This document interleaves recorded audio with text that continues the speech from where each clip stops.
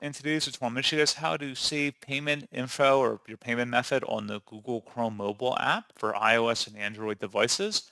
So this should hopefully be a pretty straightforward process here, guys. And without further ado, let's go ahead and jump right into it. So all you have to do is select the three-dotted icon in the top right corner, and you want to go down and select the settings gear button. And now underneath basics, you want to select where it says payment methods. And then if you want to add your card, just select the add card button right down here and then just enter in those credentials and select done once you're done. And that's pretty much it. You would want to have save and fill payment methods enabled as well. Possibly if you want to have that as well accompanying when you add the payment method. If you want to also automatically fill that in on certain forms, you may want that turned on or off depending on your privacy preferences. So pretty straightforward process on that, guys. And as always, thank you for watching. I do hope that I was able to help you out, and I do look forward to catching you all in the next tutorial. Goodbye.